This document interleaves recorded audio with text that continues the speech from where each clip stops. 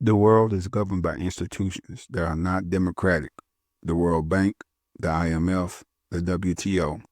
Jose Saramago. Welcome back to the channel. Behind the curtain of global finance, beyond presidents, beyond parliaments, there exists a bank you probably never heard of. A bank that doesn't serve you or your country, but serves the banks that do. It has no voters, no campaign, no public face, yet it influences the flow of every dollar, euro, yen, and won in the world. This is the Bank of International Settlements, the central bank of central banks. Founded in secrecy, protected by international law, and shielded from scrutiny, this institution helps dictate the economic policies of nations, from interest rates to inflation, from bailouts to bank failures. And while elected leaders debate budgets on the camera, the real rules, the invincible ones, are often being made somewhere else, far from the public eye. So what is the BIS? Why does it have so much power? And most importantly, who does it really serve? Let's get into it. The Bank for International Settlements was founded in 1930 in Basel, Switzerland. Originally, it was created to facilitate reparations from Germany after World War I, but it quickly evolved into something far more powerful. Today, it serves as a bank to about 60 central banks, including the U.S. Federal Reserve, the European Central Bank, the Bank of Japan, and the People's Bank of China. Its stated mission is to foster international monetary and financial cooperation and serve as a bank for central banks. But make no mistake, the BIS is not just a service provider, it's a policymaker, a coordinator, and often a quiet enforcer. Every 2 months, central bankers from around the world, some of the most powerful financial figures on the planet, meet behind closed doors in Basel, Switzerland. These are not political appointees or elected officials. They are unelected, often unaccountable to the public, and yet they wield incredible influence over everything from interest rates to inflation policies to capital flows. So what gives the BIS this kind of clout? First, it's access to central banks. The BIS hosts confidential meetings that allow central bankers to coordinate policy and exchange information that isn't always available to the public or politicians. In essence, it creates an elite network of financial decision makers who set the tone for global monetary policy. Second, its regulatory influence. Through its committees, like the Basel Committee on Banking Supervision, the BIS creates global banking standards, including the Basel Accords we talked about in the previous videos, Basel 1, 2, and 3, and now Basel 4. These determine how much central banks must hold. These rules are not legally binding, but once agreed upon, countries adopt them voluntarily, because not following them could isolate their financial institutions. Third is independence. The BIS is protected by international treaty. Its headquarters are immune from search or seizure. Its documents are inviolable, and its staff enjoy diplomatic immunity.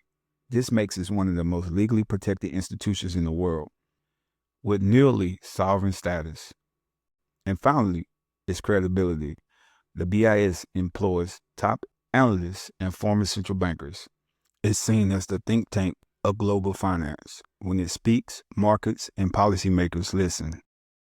Now here's where things get more complex. Because the BIS doesn't directly govern countries or set their laws, it doesn't boss around presidents, at least not in the traditional sense, but it shapes the environment in which presidents operate. For example, if a country wants to attract foreign investment, its financial system needs to align with global standards, many of which are set or influenced by the BIS. If a president resists these norms, capital might flee the country, credit ratings could drop, currency values could fall. It becomes harder to borrow money or fund government programs. In this way, the BIS uses soft power, shaping incentives, setting standards, and encouraging alignment through central banks. Moreover, central banks themselves often operate independently from elected governments. If a president wants to stimulate the economy with spending, but the central bank influenced by BIS-led monetary policy raises interest rates to fight inflation, their president's plan can be undermined. The BIS also tracks and warns about systematic risks like asset bubbles, debt crisis, or bank failures. And when the BIS raises an alarm, Central banks tend to listen, even if politicians don't. So while the BIS doesn't make laws or issue orders, it does shape the rules of the financial game and engagement. The BIS has its critics. Some argue it operates with too much secrecy and too little accountability. It publishes reports and research, but its most critical meetings are closed door. There's little transparency about what exactly is discussed or decided. Others worry that the BIS prioritizes financial stability over national sovereignty. For example, during the Eurozone crisis, some analysis claimed that the BIS pushed for austerity measures that deepen recessions in southern European countries. There are also concerns about its worldview. The BIS tends to favor fiscal discipline, inflation control, and deregulated markets, a framework that benefits wealthier nations and large financial institutions. Poor countries or those with different policy goals might find themselves marginalized. And finally, conspiracy theories swirl around the BIS, claiming it's part of a shadow government of global elites. While these claims are often exaggerated or unfounded, they stem from a real truth. The BIS is powerful and largely beyond democratic oversight. In closing, the BIS doesn't make the news, but it helps shape the headlines. It doesn't run for office, but it influences the policies that define nations.